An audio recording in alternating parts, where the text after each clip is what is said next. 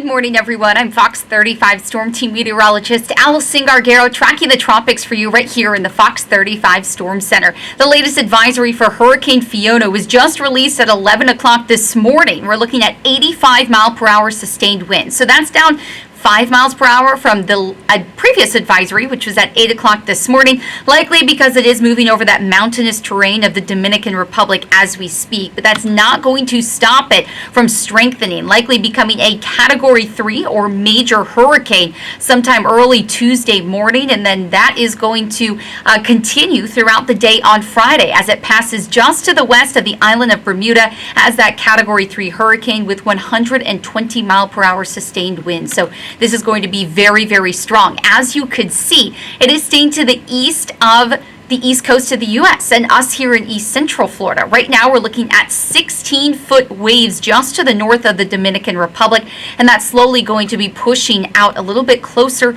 to home for us here in Central Florida. Now, we are going to have an indirect impact, meaning an increase in that swell. So wave heights are going to be very, very large. Now, it's not recommended to enter the surf because not only are we going to be seeing an increase in that swell, but also a rise in the rip current threat, a high risk for rip currents at all East Coast beaches along our East Coast, but across much of the eastern seaboard this week. So like I said, not recommended to enter the surf at all. It's always something we're watching and tracking for you. And one other thing that Florida can actually expect with this system, again, an indirect impact, but it's actually going to be robbing some of our moisture.